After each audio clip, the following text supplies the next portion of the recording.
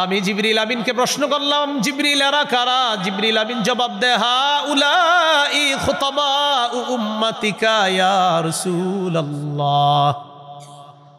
হুজুর, এরা হলো আপনার উম্মতের বক্তাগণ, এরা হলো আপনার উম্মতের বক্তাগণ, এরা হলো আপনার উম্মতের বক্তাগণ।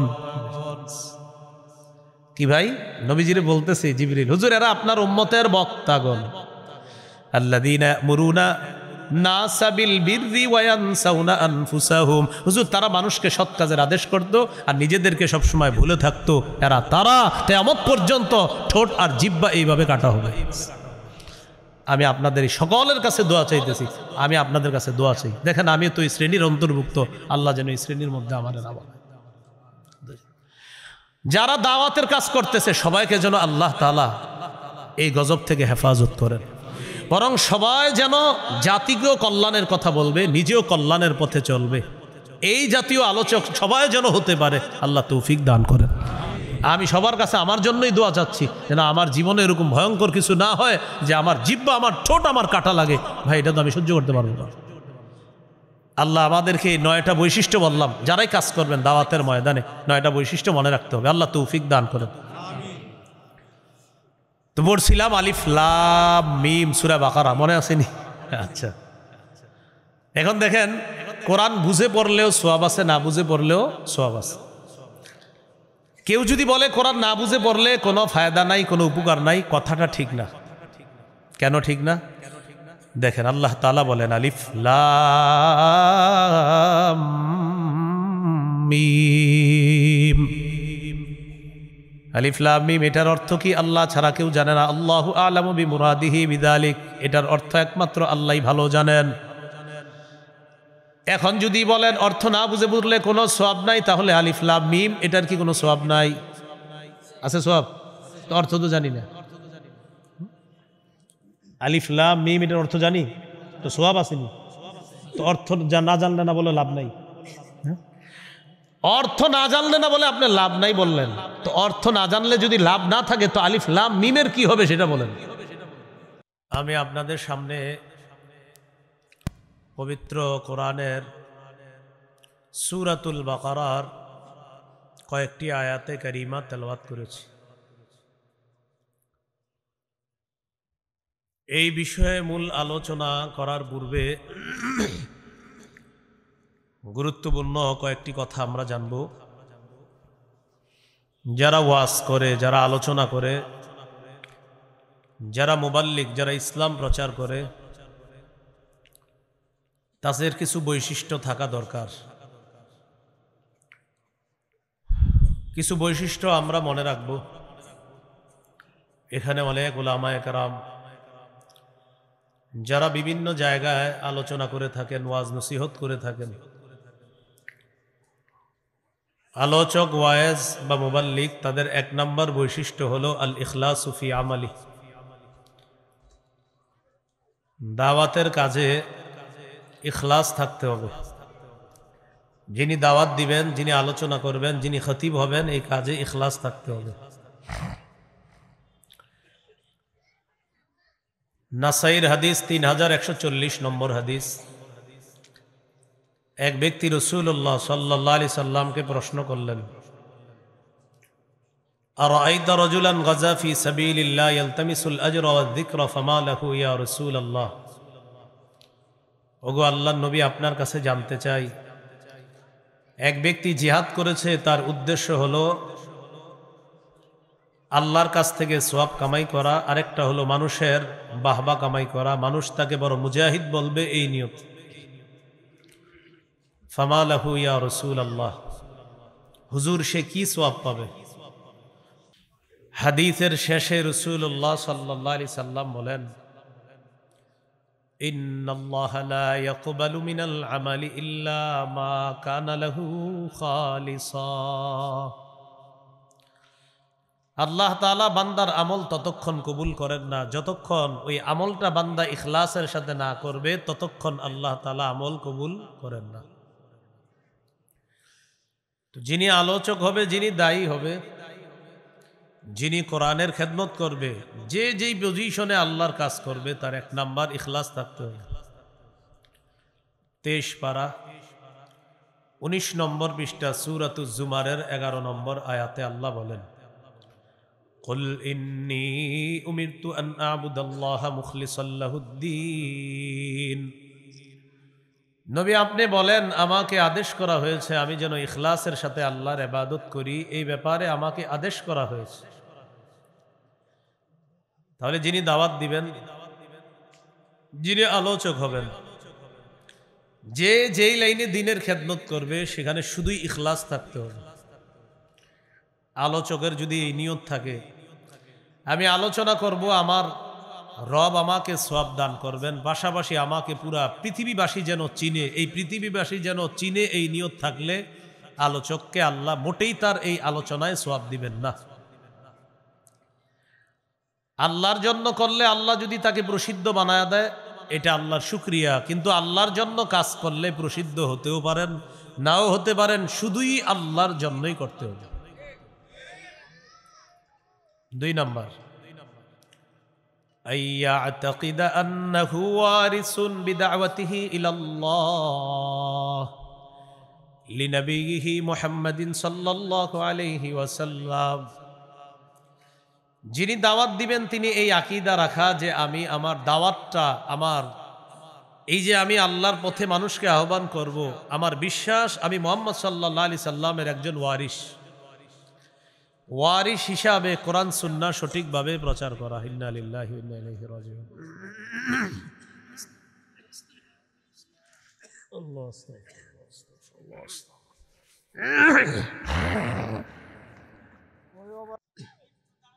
যিনি আল্লাহর পথে মানুষকে আহ্বান করবে তার 2 নাম্বার বৈশিষ্ট্য হবে তিনি এই বিশ্বাস রাখা, কোরআন সুন্নাহ প্রচার করার ক্ষেত্রে তিনি মুহাম্মদ সাল্লাল্লাহু আলাইহি সাল্লামের ওয়ারিস।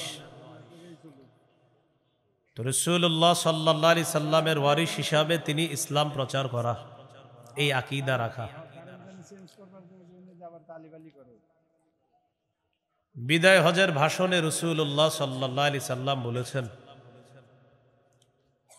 ইয়া আইয়ুহান নাস ইন্না রাব্বাকুম ওয়াহিদুন ওয়া ইন্না আবাকুম ওয়াহিদ আলা লা ফাদ্দা লিআরাবিয়্যিন আলা আজমিয়্যিন ওয়ালা লিআজমিয়্যিন আলা আরাবিয়্যিন ওয়ালা লিআহমার আলা আসওয়াদ ওয়ালা লিআসওয়াদ আলা আহমার ইল্লা বিত্তাকওয়া। রাসূলুল্লাহ সাল্লাল্লাহু আলাইহি সাল্লাম বলেন, তোমাদের রব একজন, তোমাদের পিতা একজন, মানে আদম। আরবের উপর অনারবীর, অনারবের উপর আরবের কোনো শ্রেষ্ঠত্ব নাই, সাদার উপর কালো, কালোর উপর সাদার কোনো শ্রেষ্ঠত্ব নাই, কৃষ্ণাঙ্গর উপর শ্বেতাঙ্গ, শ্বেতাঙ্গের উপর কৃষ্ণাঙ্গ মানুষের কোনো শ্রেষ্ঠত্ব নাই, ইল্লা বিত্তাকওয়া। তাকওয়ার মাধ্যমে শ্রেষ্ঠত্ব প্রমাণিত হবে। যার তাকওয়া বেশি তি দেখতে যেমনই হবে আল্লাহর কাছে সে সবচেয়ে সম্মানিত। এটা আল্লাহ তাআলা বলেন, ইন্না আকরামাকুম ইনদাল্লাহি আতকাকুম। তোমাদের মধ্যে যে সবচেয়ে বেশি আল্লাহকে ভয় করে সে তোমাদের মাঝে সবচেয়ে সম্মানিত। এগুলো 2 নম্বর বৈশিষ্ট্য। যিনি মানুষকে আল্লাহর দিকে দাওয়াত দিবে তার 3 নম্বর বৈশিষ্ট্য, আইয়াকুনা সাবিতান ফি দাওয়াতিহি ইলাল্লাহ।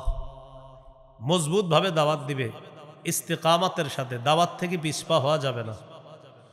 সূরা আনকাবুতের 14 নম্বর আয়াতে আল্লাহ বলেন, ওয়ালাকাদ আরসালনা নূহান ইলা কওমিহি ফালাবিথা ফীহিম আলফা সানাতিন ইল্লা খামসিনা আমা। আমি নূহ নবীকে তার জাতির মাঝে প্রেরণ করলাম, তিনি তাদের মাঝে 50 বছর কম 1000 বছর তথা 950 বছর দাওয়াতের কাজ অবিচলতার সাথে করেছে। তার দাওয়াতে বেশিরভাগ মানুষকে দাওয়াত দিলে তারা শুধু পিছনে হটতো, পলায়ন করত, দাওয়াত গ্রহণ করত না, কিন্তু তিনি দাওয়াত দেওয়া বন্ধ দেননি। এই ব্যাপারে আরেকটা দৃষ্টান্ত সহিহ বুখারীর 240 নম্বর হাদিস, আব্দুল্লাহ ইবনে মাসউদ রাদিয়াল্লাহু তাআলা আনহুর বর্ণনা। তিনি বলেন, কানা রাসূলুল্লাহ সাল্লাল্লাহু আলাইহি ওয়াসাল্লাম ইউসাল্লি বিফিনাইল কাবা। রাসূলুল্লাহ সাল্লাল্লাহু আলাইহি সাল্লাম কাবা চত্বরে নামাজ পড়তেছে। পাশে কাফেররা বসা। কাফেরদের মধ্যে একজন আরেকজনকে বলতে লাগলো, আইয়ুকুম ইয়াজিউ বিসালা জাজুরি আলি ফুলান ফায়াদউহু আলা যহরিহি ইযা সাজাদা।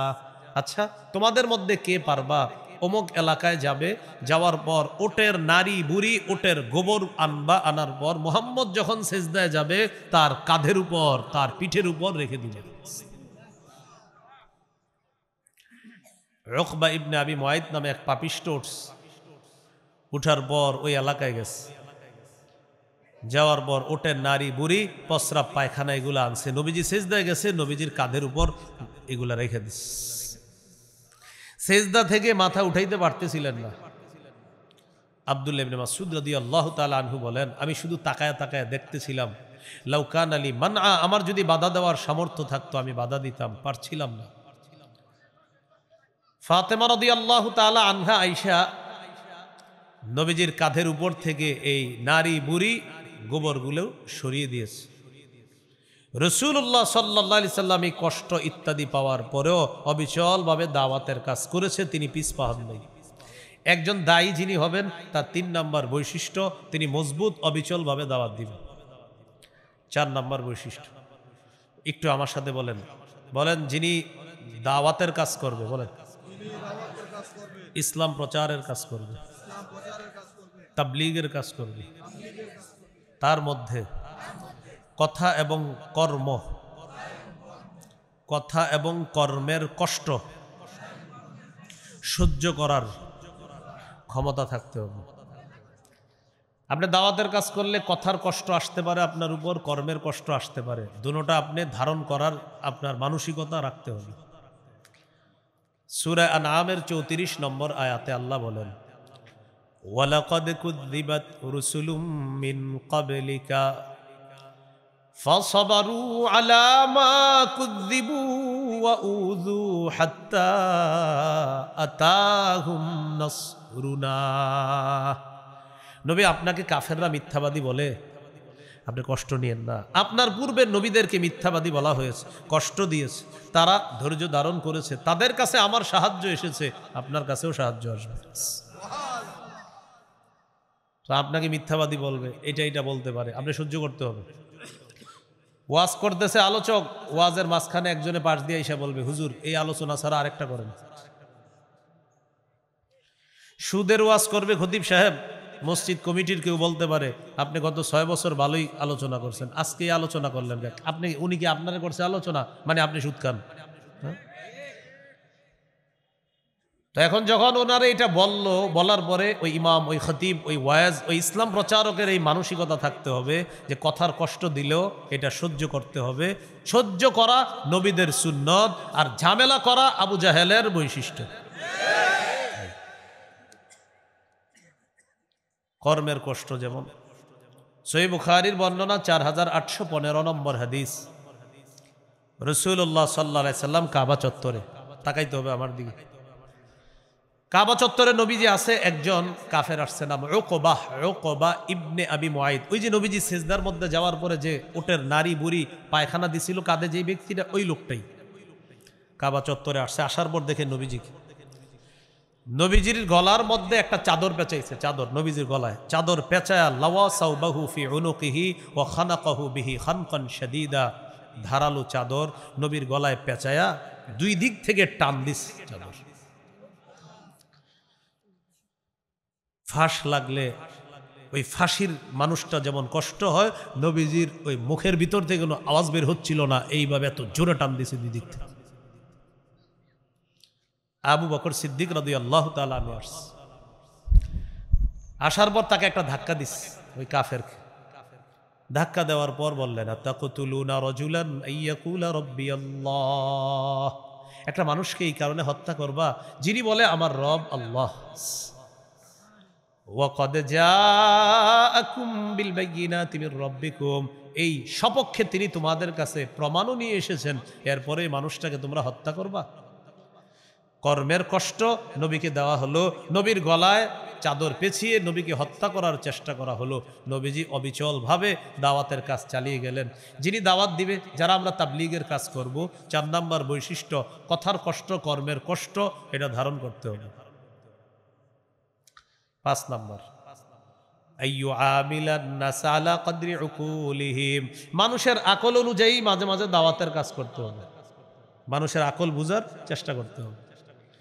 সহিহ বুখারীর 126 নম্বর হাদিস, নবীজির মন চাইতেছে কাবা ঘরটা সংস্কার করতে। নবীর মন চাইতেছে যে কাবাটা একটু আমি সংস্কার করব, এটা ভেঙে সুন্দরভাবে আবার এটা বানিয়ে 2টা দরজা করবে, এটা নবীর নিয়ত, মন চায়, কিন্তু করতেছে না। আম্মা জান আয়েশা সিদ্দিকা রাদিয়াল্লাহু তাআলা আনহাকে বললেন, আয়েশা, লাউলা কওমুকি হাদিসুন আহদুহুম, তোমার জাতি যদি নতুন মুসলমান না হতো, তারা নতুন নতুন মুসলমান না হইলে লা নাকাসতুল কাবা ওয়াজআলতু লাহা বাবাইন, বাবুন ইয়াদখুলুনা ফিহি ওয়া বাবুন ইয়াখরুজুনা মিন। আয়েশা, তোমার জাতি নতুন মুসলমান না হলে আমি কাবাটা ভেঙে কাবার 2টা দরজা বানাইতাম, এক দরজা দিয়ে মানুষ প্রবেশ করত, আরেক দরজা দিয়ে মানুষ বের হইত। কিন্তু তোমার জাতি নতুন মুসলমান হয়েছে, এটা করতে গেলে তারা বলবে হ্যাঁ কি দরকার ছিল। এই জন্য তাদের আকল অনুযায়ী আমি কাজটা মন চাইতেছে করতে, তারপরেও করতেছি না, তাদের মস্তিষ্ক প্রসূত কারণে আমি অফ রইলাম। কি বোঝা গেল এখানে? নবী চাইতেছে 2টা দরজা বানাইতে, কিন্তু যারা নতুন মুসলমান হয়েছে তারা এখন বলবে এটা কাবা ভাঙা কি দরকার, এরকম বলতে পারে। নবী তাদের আকল অনুযায়ী চুপ থাকলেন, কাবাটা সংস্কার করলেন না। এই কাজটাই পরবর্তীতে আব্দুল্লাহ ইবনে জুবায়ের রাদিয়াল্লাহু তাআলা আনহু করেছিলেন। এখান থেকে কি বোঝা যায়? যারা ইসলাম প্রচারের কাজ করবে তারা জাতির মস্তিষ্ক বোঝার চেষ্টা করতে হবে। 6 নাম্বার, আইয়াকুনা আলিমান বিশরিয়াতিল্লাতী ইয়াদউ ইলাইহা, যারা জাতিকে দাওয়াত দিবে, ইসলাম প্রচারের কাজ করবে, দাওয়াত ও তাবলীগের কাজ করবে, তিনি যেই বিষয়ে দাওয়াত দিবে ওই বিষয়ের জ্ঞান থাকতে হবে। আমি ঈমান ইয়াকিনের কথা বলবো, ততটুকু বলবো যতটুকু আমি জানি। আমি গাশতের আদবে কথা বলবো ততটুকু যতটুকু আমি জানি। আমি একজন মানুষকে ইসলামের দাওয়াত দিব ঠিক ততটুকু যতটুকু আমার জানা আছে। হুজুর জানবো কিভাবে? আলেমদের থেকে জানতে হবে, ওলামায়ে কেরামের সোহবতে থাকতে হবে, তাদের থেকে জেনে সঠিকটা বলতে হবে। আর তাদের সোহবতে না থাইকা যদি কোনো পথভ্রষ্ট মানুষের অনুসরণ করেন, সে নিজেও পথভ্রষ্ট হবে, আপনাকেও পথভ্রষ্ট করে ছাড়বে। এটা মাথায় রাখতে হবে। সেও কোরআনের অপব্যাখ্যা দিবে, হাদিসের অপব্যাখ্যা দিবে, আপনি তার অনুসরণে আপনিও এটা মাইরা দিবেন। এবং এই জাতীয় মানুষ পাওয়া যাবে খুঁজলে। আল্লাহ হেফাজত করেন। সূরা বানী ইসরাঈলের 36 নম্বর আয়াতে আল্লাহ বলেন, ইন্নাস সামআ ওয়াল বাসারা ওয়াল ফুআদা কুল্লু উলাইকা কানা আনহু মাসউলা। চোখ, কান, অন্তর, এগুলা সম্পর্কে জিজ্ঞাসা করা হবে। সূরা ইয়াসিনের 65 নম্বর আয়াতে আল্লাহ বলেন, আল-ইয়াওমা নাখতিমু আলা আফওয়াহিহিম, আজ আমি তাদের মুখে মোহর মেরে দিব। ওয়া তুকাল্লিমুনা আইদিহিম, তাদের হাত আমার সাথে কথা বলবে।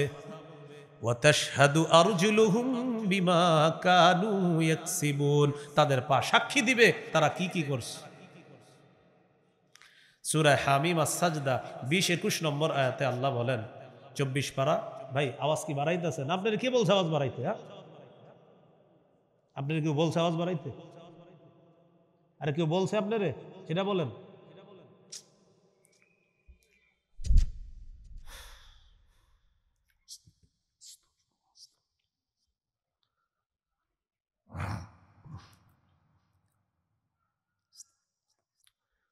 রাসূলুল্লাহ সাল্লাল্লাহু আলাইহি সাল্লাম বললেন,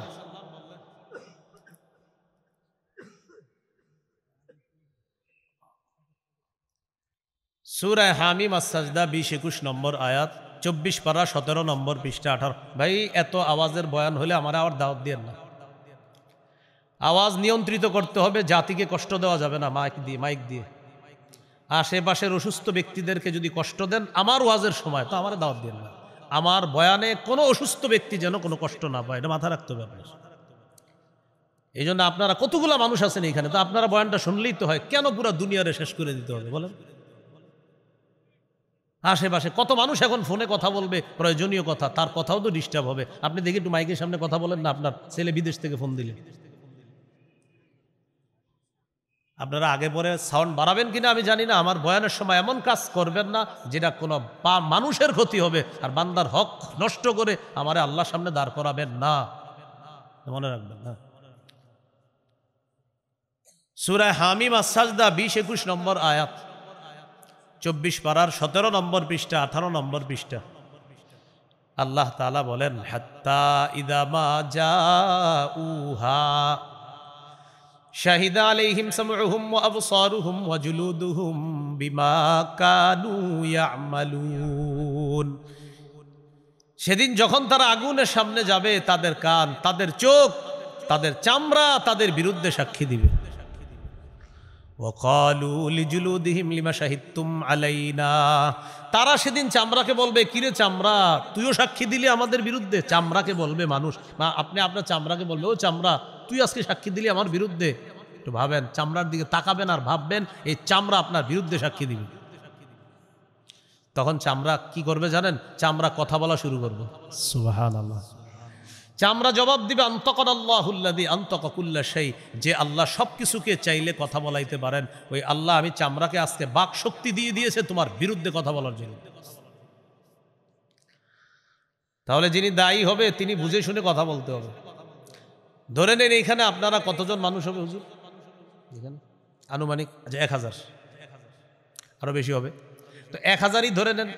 আমি যদি আজকে আপনাদের সামনে 1 মিনিট ওয়াজ করতাম, 1 মিনিট ওয়াজ করে চলে যাইতাম, তাহলে 1 মিনিটকে 1000 করলে 1000 মিনিট, মানে আপনারা প্রত্যেক জনের 1 মিনিট করে কয় হাজার মিনিট? 1000। 2 মিনিট করলে 2000, 3 মিনিট করলে 3000, 5 মিনিট করলে 5000, 10 মিনিট করলে 10,000। ধরে নেন আজকে আমি আপনাদের 1000 মানুষের সামনে 10 মিনিট ওয়াজ করে চলে গেলাম, প্রতিজনের 10 মিনিট করে, 1000 10-এ হয় 10,000 মিনিট। এই 10,000 মিনিটের হিসাব আমি আল্লাহর কাছে দিতে হবে। যে তুমি যে জাতির সামনে কথা বললা, প্রত্যেকটা বান্দা আমার বান্দারা ছিল, 1000 বান্দা ছিল, তুমি 10 মিনিট ওয়াজ করছো। আর এই বলো তুমি কি কি বলছো, তোমার জবান দিয়ে তুমি তাদের সামনে কি বলছো, হিসাব দাও আমি আল্লাহর কাছে। তাহলে আধা ঘন্টা মিথ্যা কথা বলে হাসানো আপনাদেরকে, এরকম আলোচনাও তো হয়, সেটার কি হবে বলেন? তিরমিজির 2616 নম্বর হাদিস, রাসূলুল্লাহ সাল্লাল্লাহু আলাইহি সাল্লাম বলেন, কুফা আলাইকা হাযা, এটা নিয়ন্ত্রণ করবা। সাহাবী বললেন, ইন্নালা মুআখাযুনা বিমা নাতাকাল্লাম, হুজুর জিহ্বার কারণেও কি আমরা ধরা খাবো? রাসূলুল্লাহ সাল্লাল্লাহু আলাইহি সাল্লাম বললেন, হাল ইয়াকুবুন নাসা ফিন নারি আলা ওয়ুজুহিহিম আও আলা মানাখিরিহিম ইল্লা হাসাইদু আলসিনাতিহিম, বেশিরভাগ মানুষ শুধু জিহ্বার অপরাধে মাথাটা নিচে পা উপরের দিকে দিয়ে ধাক্কাইতে ধাক্কাইতে জাহান্নামে নিক্ষেপ করা হবে, শুধু জিহ্বার অপরাধে। ভাই কিসের অপরাধ? হ্যাঁ, জিহ্বার অপরাধ। আল্লাহ আমাদেরকে হেফাজত করেন। রাসূলুল্লাহ সাল্লাল্লাহু আলাইহি সাল্লাম বলেন, মাইয়াজমান লিমা বাইনা লাহিয়াইহি ওয়া মা বাইনা রিজলাইহি, কেউ যদি জিহ্বা আর লজ্জাস্থান এই 2 অঙ্গ দিয়ে সে গুনাহ করে না, এই নিরাপত্তা নিশ্চয়তা দিয়ে দেয়, আজমান লাহুল জান্নাহ, আমি তাকে জান্নাতে নেওয়ার জিম্মাদার হয়ে যাব।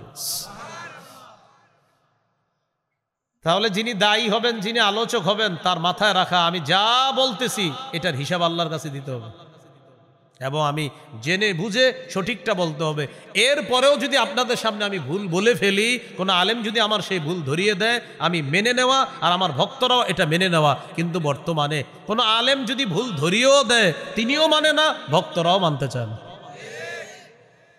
এটা আমাদের একটা বদকিসমতি না। আমি যারে মহব্বত করি, হুজুর ভুল করতে পারে না, আরিফ বিন হাবিব ভুল করবে, এটা হতেই পারে না। এরকম আমার এক জাতীয় ভক্ত আছে। আপনারা আমার ভক্ত না, শত্রু।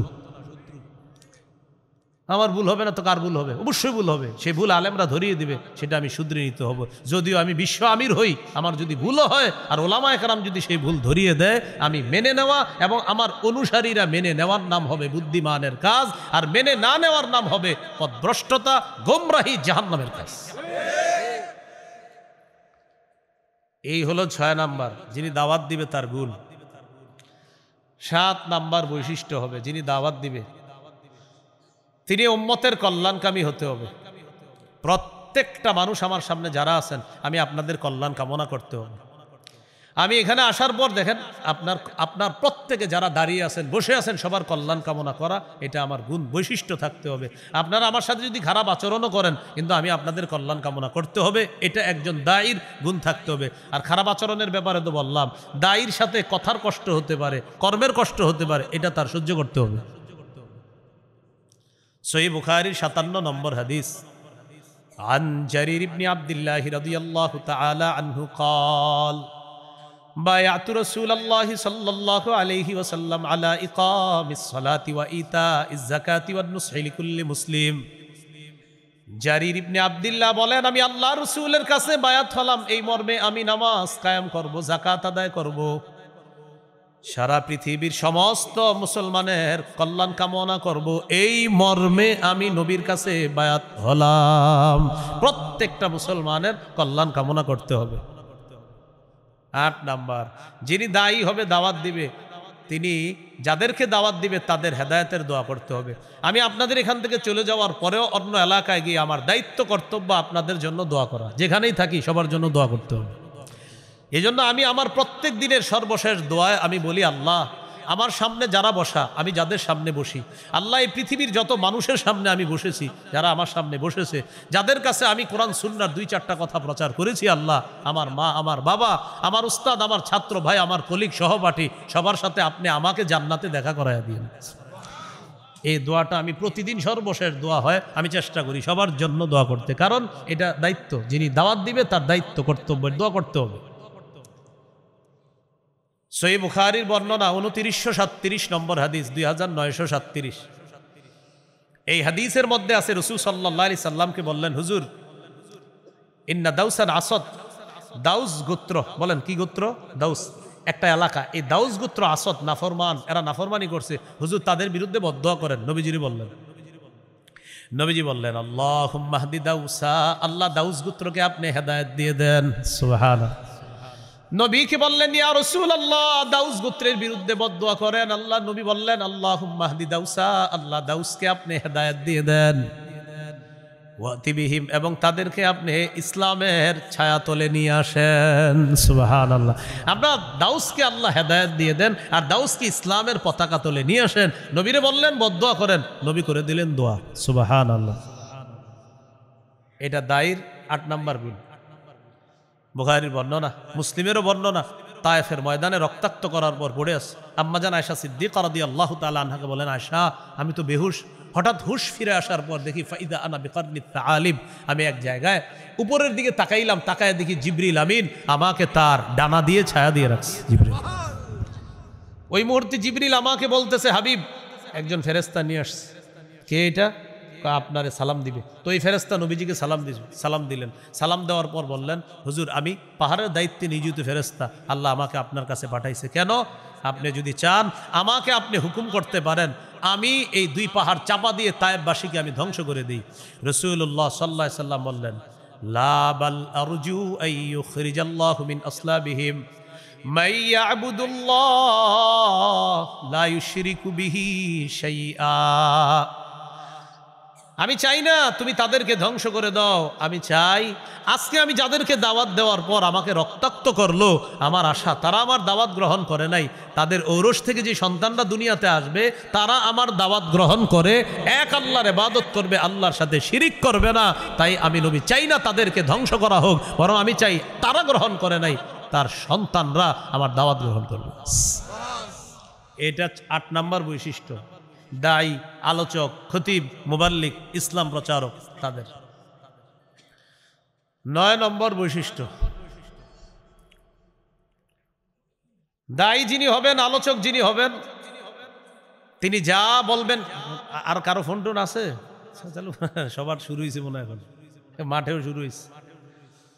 তো 9 নাম্বার, যিনি দাওয়াত দিবেন তিনি যা বলবেন ওই অনুযায়ী তিনিও আমল করবেন, ওই অনুযায়ী তিনিও আমল করবেন। সূরাতুস সফফি 2-3 নম্বর আয়াতে আল্লাহ বলেন, ইয়া আইয়ুহাল্লাযীনা আমানু লিমা তাকুলুনা মা লা তাফআলুন, হে ঈমানদারগণ এমন কথা কেন বলো যা নিজেরা করো না। কাবুরা মাকতান ইনদাল্লাহ, আন তাকুলু মা লা তাফআলুন, তোমরা যা করো না সেটা বলা যাবে। 30-40 জন মোটরসাইকেল, কয়জন? 30-40 জন। এই গ্রামগঞ্জে দেখা যায় বেশি। মাগরিবের সময় রিসিভ করতে গেছে, রিসিভ করতে যাওয়ার পর আপনার মাগরিব চলতেছে, এরা মাগরিবে ঢুকে না। এটা আপনাদের এলাকার কেউ করেন এমন না, পৃথিবীতে হয় এরকম ঘটনা। তো যাই হোক, মাগরিব চলতেছে, ওনারা মসজিদে যায় না। কেন যায় না জানেননি? মাগরিব যাক, হুজুর না যাক, হুজুর একটু পরে আসবে, হুজুরকে আমরা রিসিভ করব। সামনে 15টা মোটরসাইকেল, পিছনে 15টা, মাঝখানে হুজুরের গাড়িটা থাকবে। একজন ভিডিও করবে, আগামীকাল এটা ফেসবুকে আমরা দিব। আরিফ বিন হাবিবের সাথে কাটানো কিছু মুহূর্ত, এটা আমরা লিখবো ফেসবুক। এই যে আপনারা মাগরিব পড়লেন না, যে মাগরিবটা যে পড়লো না, এখন আপনারা আমাকে একটু বলেন, মাহফিল বড় না মাগরিব বড়? আলোচক বড় না মাগরিব বড়? তো এটা কেমনে আমরা করলাম? আপনি আলোচকরে ফোন দিয়ে দেন, হুজুর মাগরিবের সময় হয়েছে, আমরা আপনাকে রিসিভ করতে আসছি, আমরা মসজিদে মাগরিব পড়তে ঢুকলাম, আপনি যদি চলে আসেন এই মসজিদে মাগরিবটা পড়েন।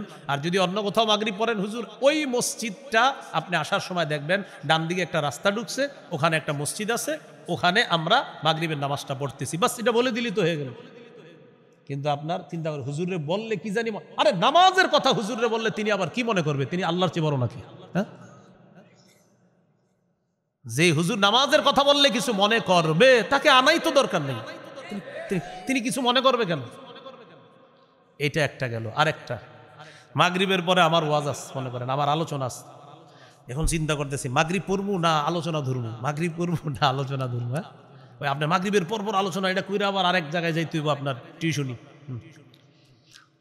তো আপনার মাগরিব পড়লাম, এখন কথা হলো মাগরিবের পর বয়ান আছে।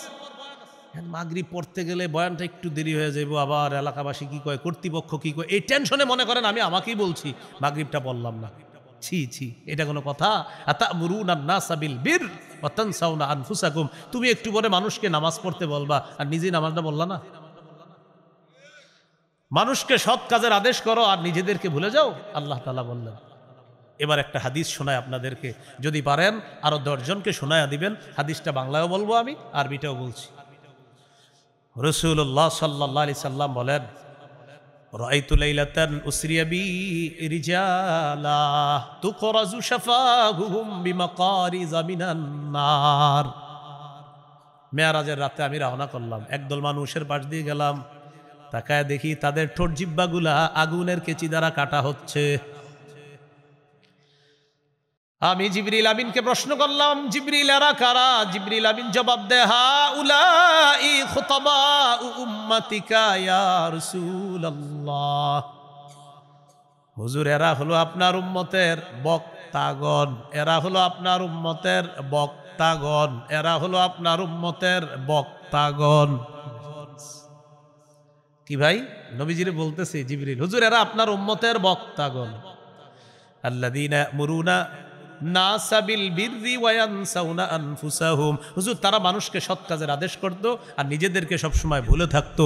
এরা তারা কিয়ামত পর্যন্ত ঠোঁট আর জিহ্বা এইভাবে কাটা হবে।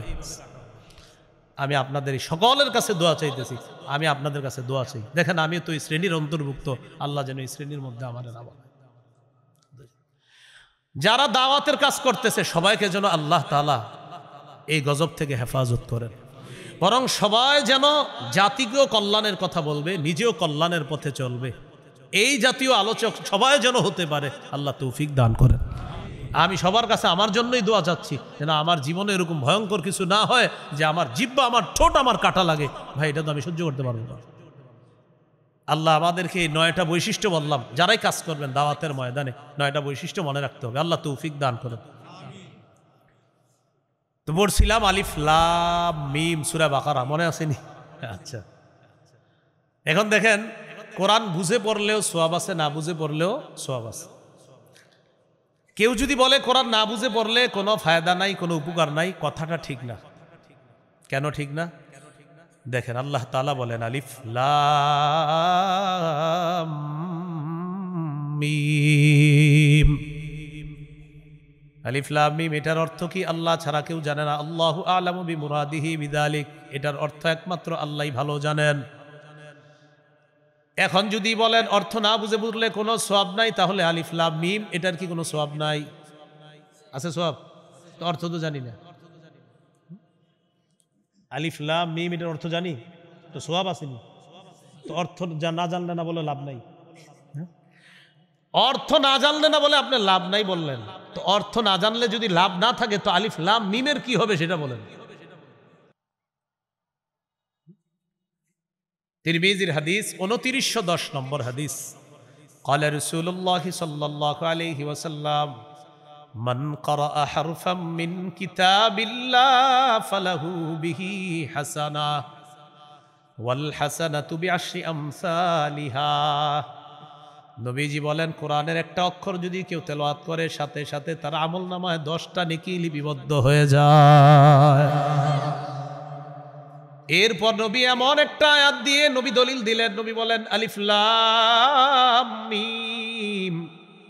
নবী বলেন লা আকুলু আলিফ লাম মিম হারফুন, আমি নবী বলছি না আলিফ লাম মিম পুরাটা একটা অক্ষর, এমনটা বলি না, বরং আলিফুন হারফুন ওয়া লামুন হারফুন ওয়া মিমুন হারফুন। আরিফ একটা অক্ষর, লাম একটা অক্ষর, মিম একটা অক্ষর। আলিফ লাম মিম কারো মুখ থেকে যদি উচ্চারণ হয়, যদিও অর্থ জানি না, সাথে সাথে তার আমলনামায় 30টা নেকি লিপিবদ্ধ করে দেওয়া হয়। তাহলে অর্থ না বুঝে পড়লেও সওয়াব আছে। বাকি সবাইকে উৎসাহিত করব, অর্থ বুঝার চেষ্টা করব, বলেন ইনশাআল্লাহ। বয়স্ক শিক্ষা, কোরআন শিক্ষা হয় এখানে। আমি বয়স্ক শিক্ষা মাদ্রাসার মোতামিম সাহেবকে বলবো, আপনি কোরআন শিখানোর পাশাপাশি তাদেরকে অন্তত আলাম তারা থেকে নিয়ে নাস পর্যন্ত সূরাগুলোর অনুবাদও শিখিয়ে দেন। মহিলাদেরও বয়স্ক শিক্ষা এখানে আছে, মা বোনদেরকেও আপনারা আলাম তারা থেকে অন্তত নাস পর্যন্ত অনুবাদ শিখান। লাভ হবে কি, তিনি যখন নামাজে দাঁড়াবে, দাঁড়ানোর পর আউযুবিল্লাহর অনুবাদও পারে, বিসমিল্লাহর অনুবাদ পারে, আলহামদুলিল্লাহ রব্বিল আলামিন পুরা সূরার অনুবাদ পারে, এরপর পড়তেছে আলাম তারা কাইফা ফাআলা রাব্বুকা বিআসহাবিল ফিল পুরা সূরার অনুবাদ পারে। অনুবাদ একদিক দিয়ে মুখে পড়তেছে আর অন্তরে অনুবাদ মনে পড়তেছে। ইবলিস ধোঁকা দেওয়ার সুযোগ পাইতেছে না। 4 রাকাত নামাজে ফাতিহাও পড়লো, সূরাও মিলাইলো, অনুবাদগুলোও তিনি পারে। রব্বানা লাকাল হামদের অনুবাদও পারে, সুবহানা রব্বিয়াল আযীমের অনুবাদ পারে, সুবহানা রব্বিয়াল আলার অনুবাদ পারে, আত-তাহিয়াতুর অনুবাদ পারে, আল্লাহুম্মা সাল্লি আলা মুহাম্মদ, আল্লাহুম্মা বারিক আলা মুহাম্মদ, এগুলার অনুবাদও পারে। পুরা নামাজ শেষ করবে আসসালামু আলাইকুম ওয়া রাহমাতুল্লাহ, এটারও অনুবাদ পারে। পুরা নামাজে ইবলিস ট্রাই করছিল আপনারে ধোঁকা দেওয়ার, বেচারা পারে নাই। কেন পারে নাই? কারণ আপনি একদিক দিয়ে পড়তেছেন, আরেক দিক দিয়ে আপনার দিলে চলতেছে ও আলাম তারার মানে এটা, লিইলাফির মানে এটা, সুবহানা রব্বিয়াল আযীম আলা আমি বুঝতেছি, কলবের মধ্যে আপনার বুঝ আসতেছে, জবানে আপনি পড়তেছেন। ইবলিস ধোঁকা দেওয়ার চেষ্টা চালায়াও সালাম পর্যন্ত ধোঁকা দিতে পারে নাই। এই জন্য আলাম তারা থেকে কিছু সূরা আমরা শিখিয়ে দেব। বয়স্ক যারা আছে, এই মাশাআল্লাহ আমার আগে যিনি তেলাওয়াত করছে উনিও মনে হয় এই বয়স্ক মাদ্রাসার ছাত্র। হ্যাঁ, কত সুন্দর তেলাওয়াত করছে, তো বুঝারই উপায় নেই। এই যে একটু আগে যিনি তেলাওয়াত করছে উনি যে বয়স্ক মাদ্রাসার ছাত্র, আমি তো ভাবছি কোনো কারি সাহেব পড়তেছে, মানে কোনো কারি বলতে উনি পড়াশোনা করে একজন জেনুইন মাদ্রাসার কারি সাহেব, আমি এটাই ভাবছি। পরে হুজুর এসে বলতেছে, হুজুর উনি কিন্তু আমাকে বয়স্ক মাদ্রাসার ছাত্র। সুবহানাল্লাহ। তো মাশাআল্লাহ, আল্লাহ তাআলা তাকে সহ আরো যারা এরকম বয়স্ক মাদ্রাসায় আছেন সকলকে যেন সুন্দরভাবে কোরআন তেলাওয়াত করতে পারেন, আল্লাহ তৌফিক দান করেন। আমিন। এইগুলো আলিফ লাম মিম। এরপরে আল্লাহ বলেন যালিকাল কিতাবু লা রাইবা ফীহ, এই কিতাব, এটার মধ্যে কোনো সন্দেহ নাই। এই কিতাব যে আল্লাহর পক্ষ থেকে, এতে কোনো সন্দেহ নাই। সূরা ইউনূসের 37 নম্বর আয়াতে আল্লাহ বলেন ওয়ামা কানা হাযাল কুরআনু আইয়ুফতারা মিন দুনিল্লাহ ওয়ালাকিন তাসদীকাল্লাযী বাইনা ইয়াদাইহি ওয়া তাফসীলাল কিতাবি লা রাইবা ফীহি মির রাব্বিল আলামিন। আল্লাহ তাআলা বলেন এই কোরআন কারো থেকে বানানো নয়, এটা আল্লাহ ছাড়া কারো থেকে তৈরি করা না, বরং এটা আল্লাহর পক্ষ থেকে কিতাব। এই কিতাব তার আগের যতগুলা আসমানি কিতাব আছে সবগুলা কিতাবকে সত্যায়ন করে হলো আল কোরআন। এই কোরআন তার পূর্বের যত কিতাব আছে সব কিতাবগুলার ব্যাখ্যা দেয়, এটা হলো আল কোরআন। এরপর আল্লাহ বলেন লা রাইবা ফীহি মির রাব্বিল আলামিন, এই কোরআন রবের পক্ষ থেকে নাজিলকৃত কিতাব, এতে কোনো সন্দেহ নেই। এই হলো জালিকাল কিতাব লা রাইবা ফি। সূরা বাকারা 23 নম্বর আয়াত, এক পারা 3 নম্বর পৃষ্ঠা আছে। দেখেন আল্লাহ কি বলে, وَإِن كُنتُمْ فِي رَيْبٍ مِّمَّا نَزَّلْنَا عَلَى عَبْدِنَا فَأْتُوا بِسُورَةٍ مِّن مِّثْلِهِ। যদি তোমরা সন্দিহান হও আমার নবী মুহাম্মদ সাল্লাল্লাহু আলাইহি সাল্লাম আমার বান্দার উপরে যে কোরআন আমি নাজিল করেছি এই ব্যাপারে যদি সন্দিহান হও, তাহলে কোরআনের সূরার মতো একটা সূরা বানায়া দেখা দাও। পারবে? বলেন সবাই পারবে? পরের পৃষ্ঠায় এক পারা 4 নম্বর পৃষ্ঠা সূরা বাকারার 24 নম্বর আয়াতে আল্লাহ বলতেছেন, ফাইল্লাম তাফআলু, যদি তোমরা কোরআনের মতো একটা সূরা বানাতে না পারো। কি বলছে? যদি বানাতে, সাথে সাথে বলতেছে ওয়ালান তাফআলু, আর শোনো কিছুতে পারবাও না। সুবহানাল্লাহ, আল্লাহ বলে দিচ্ছে ফাইল্লাম তাফআলু, যদি না পারো। এই শোনো, ওয়ালান তাফআলু, পারবাও না। কি বলছে? যদি না পারো, সাথে সাথে কি বলতেছে? কিছুতে পারবাও না। ফাত্তাকুন নারাল্লাতী ওয়াকুদুহান নাসু ওয়াল হিজারা, তাহলে ওই আগুনকে ভয় করো যে আগুনের জ্বালানি হলো মানুষ এবং পাথর। তাহলে এই কোরআনে কোনো সন্দেহ নেই। সূরা আলিফ লাম মিম আস-সাজদা 2 নম্বর আয়াতে আল্লাহ বলেন, আলিফ লাম মিম তানজিলুল কিতাবি লা রাইবা ফীহি মির রাব্বিল আলামিন। 21 পারা 14 নম্বর পৃষ্ঠার শুরুতে আছে সূরা আলিফ লাম মিম আস-সাজদা। আল্লাহ বলেন এই কোরআন আল্লাহর পক্ষ থেকে নাজিলকৃত, কোনো সন্দেহ নাই এটা বিশ্বজগতের রব আল্লাহর পক্ষ থেকে নাজিলকৃত কিতাব আল কোরআন। সামনে যাই আমরা, পরে কি বলে আল্লাহ দেখেন, হুদাল্লিল মুত্তাকিন, কোরআন মানুষের জন্য হেদায়েত, মুত্তাকিদের জন্য হেদায়েত। একটু বলেন সবাই, বলেন কোরআন মুত্তাকিদের জন্য হেদায়েত। এবার বলেন তো, কয়েকবার বলেন কোরআন। আবার আবার, এবার থামেন। এখন এই কোরআনের হেদায়েতটা পাবেন কিভাবে? রমজানে 3 খতম পড়ে ইমাম সাহেবের কাছে লাইলাতুল কদরে দোয়া চাইবেন, হুজুর আমি 3 খতম কোরআন পড়ছি, একটু দোয়া করে দিয়েন। পরে কোরআনটা রাইখা দিবেন ঘরে, আবার আগামী রমজানে খুলবেন। আবার কি করবেন? আগামী রমজানে খুলবেন। তো এইভাবে আপনি হেদায়েত কামনা করবেন। কোরআন ডেলি পড়তে হবে, কোরআন থেকে হেদায়েত নিতে হবে, গ্রহণ করতে হবে। সূরা শুরা 52 নম্বর আয়াত 25 পারা 8 নম্বর পৃষ্ঠা আল্লাহ তাআলা বলেন, ওয়ালাকিন জাআলনাহু নূরা নাহদি বিহি মান নাশাউ মিন ইবাদিনা।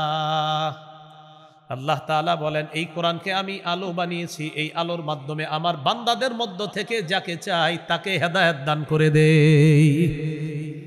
তাহলে কোরআন আলো, কোরআনের এই আলো গ্রহণ করতে হবে, কোরআন থেকে হেদায়েত গ্রহণ করতে হবে। আল্লাহ তাআলা তৌফিক দান করেন। সূরা ইউনূস 57 নম্বর আয়াতে আল্লাহ বলেন, ইয়া আইয়ুহান নাস কদ জাআতকুম মাউইযাতুম মির রাব্বিকুম, হে লোক সকল তোমাদের কাছে তোমাদের রবের পক্ষ থেকে ওয়াজ এসেছে। বলেন কি এসেছে? আবার বলেন। এই পুরা কোরআনটা ওয়াজ।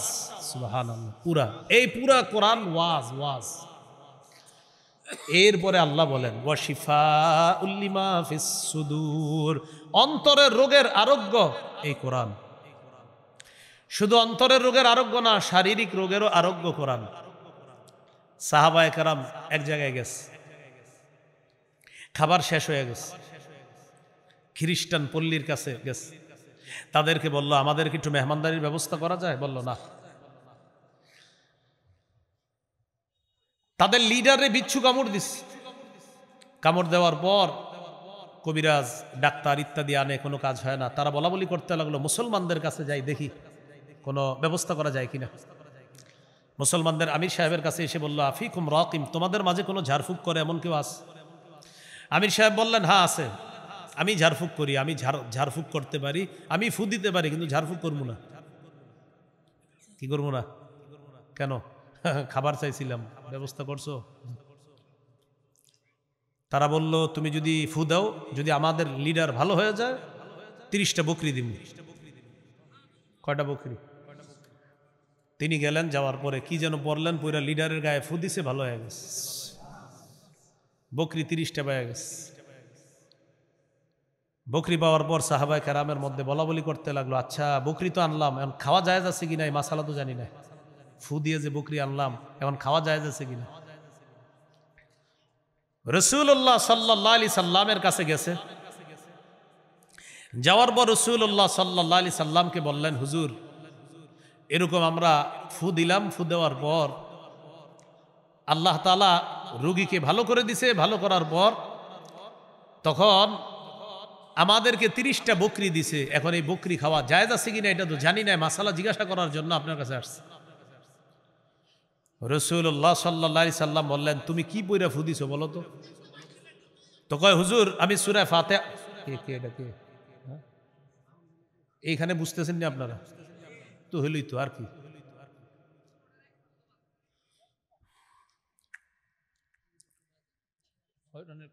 লাইন বুঝে বিচ্ছিন্ন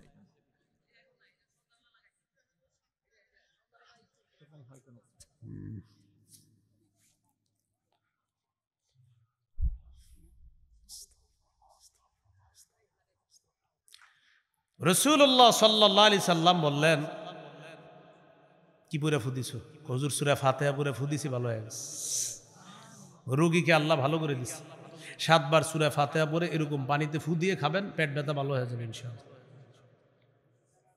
যে রোগ আছে আপনার সন্তানের শরীরে, ওই রোগের জন্য আপনি এটা করবেন, ইনশাআল্লাহ আল্লাহ ভালো করে দিবে। হ্যাঁ, নবীজি বললেন, এখন কি করতে আসছো? হুজুর বকরি পাইছি, কি করবো এখন? নবীজি বললেন, তোমরাও খাও, আমার জন্য রাখো, তোমরাও খাও, আমার জন্য রাখো। এতে বোঝা যায় কোরআন আরোগ্য, কোরআন শিফা। এরপরে আল্লাহ বলেন, ওয়াহুদাও ওয়া রাহমাতুল লিল মুমিনিন, কোরআন হেদায়েত, কোরআন মুমিনদের জন্য রহমত। তো এখন এই কোরআন থেকে আমরা হেদায়েত, রহমত, শিফা এটা গ্রহণ করার জন্য প্রতিনিয়ত কোরআন তেলাওয়াত করতে হবে। আল্লাহ তৌফিক দান করুন। তিরমিজির বর্ণনা 2909 নম্বর হাদিস, রাসূলুল্লাহ সাল্লাল্লাহু আলাইহি সাল্লাম বলেন, খায়রুকুম মান তাআল্লামাল কুরআনা ওয়া আল্লামা, তোমাদের মধ্যে সর্বোত্তম ওই ব্যক্তি যে কোরআন শিখে অন্যকে শিখায়। সহিহ বুখারীর বর্ণনা 5011 নম্বর হাদিস, এক ব্যক্তি কানা রাজুলুন ইয়াকরাউ সূরাতাল কাহফি, এক সাহাবী রাতের বেলা সূরা কাহফ পড়তেছে, তাগাশাতহু সাহাবা, আকাশের মেঘখণ্ড আসছে বাড়ির উপরে।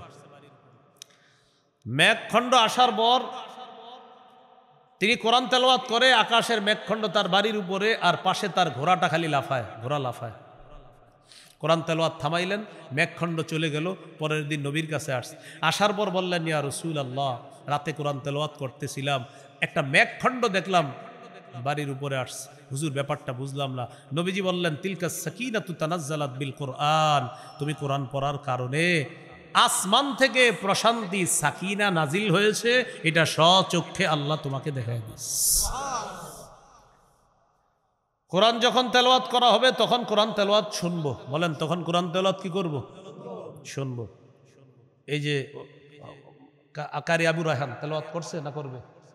করবে ইনশাল্লাহ। তো যখন তেলাওয়াত করবে তখন মন দিয়ে তার তেলাওয়াত শুনতে হবে। মন দিয়ে কি করতে হবে? তেলাওয়াত শুনতে হবে। আল্লাহ কোরআনের মধ্যে বলেন, ওয়াইদা কুরিআল কুরআনু ফাসতামিউ লাহু ওয়া আনসিতু, যখন কোরআন তেলাওয়াত করা হয় তখন তোমরা চুপ থাকবা এবং কান পেতে কোরআন তেলাওয়াত শুনবা। তো যখন কোরআন তেলাওয়াত করা হবে তখন আমরা মনোযোগ সহকারে কোরআন তেলাওয়াত শুনবো। আল্লাহ তৌফিক দান করেন। তো বলছিলাম, কোরআন হুদাল্লিল মুত্তাকিন, মুত্তাকিদের জন্য হেদায়েত। আমরা সবাই যেন এই হেদায়েত, রহমত, বরকত গ্রহণ করতে পারি। আল্লাহ তৌফিক দান করেন। যে কথাগুলো শুনলাম বললাম, আমল করার তৌফিক দান করেন। সুবহানাল্লাহি ওয়া বিহামদিহি, সুবহানাকাল্লাহুম্মা ওয়া বিহামদিক, আশহাদু আল্লা ইলাহা ইল্লা আনতা আস্তাগফিরুকা ওয়া আতুবু ইলাইক। আসসালামু আলাইকুম ওয়া রাহমাতুল্লাহি ওয়া বারাকাতুহু।